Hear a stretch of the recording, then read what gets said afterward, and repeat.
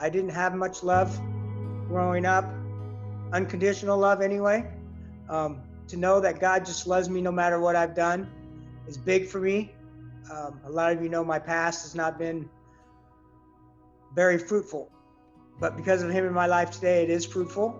He has shown me that love and forgiveness, that I can receive forgiveness for myself, something that was very hard for me to do because I knew I had hurt so many people in my life. By him showing me his unconditional love, I can show others love. If God can forgive me, I can forgive myself, I can forgive others for the wrongs they may have done, whether it was what I perceived or what was really happening. So I'd have to say it's love. It's love that he has shown me. Even when I make a mistake, because I make mistakes, his love is still there.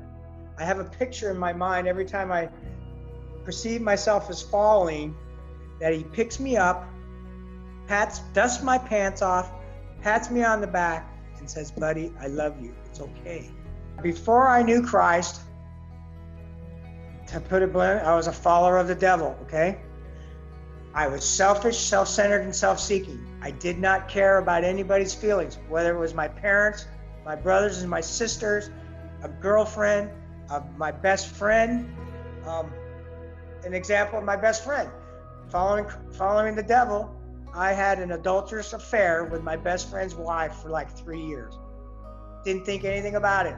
Didn't have a conscience about it. Didn't have a conscience that I probably stole $50,000 from my parents. Didn't have a conscience that any job before I found Christ I stole from. Guaranteed, $100 a day. Didn't matter. I was a manipulator, a liar, a thief, a drug addict, someone that wouldn't want to be around me. Because I'm telling you, I always had an ulterior motive. I would smile and say, I'm here to help you. Deep inside, I'm here to hurt you. That's how I was before Christ. After Christ, talk about 180. I got my hand out now because I want to help you. I don't have an ulterior motive. I want to encourage you with good words, with praise, with hope.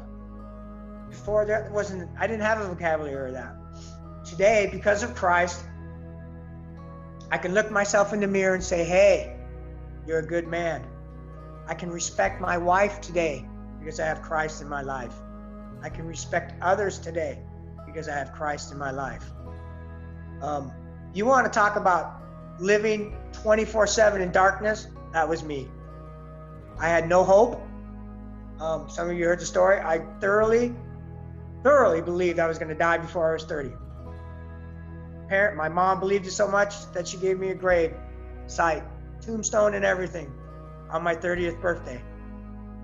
But I'm alive today because of Christ. Some of you know,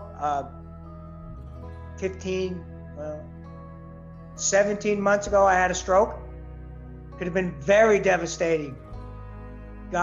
People says, you're so lucky. I said, no, I'm blessed because God saved my life. God said, I'm not done with you yet. You're still breathing. You have work to do for me.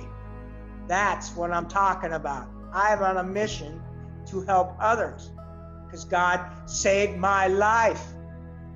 People says, you had a stroke? Oh my gosh. And there's no side effects? None.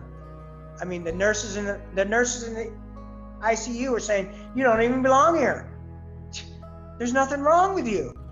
I'm like, well, it's because I'm covered by the blood of Jesus, covered by his blood, sanctified by his love.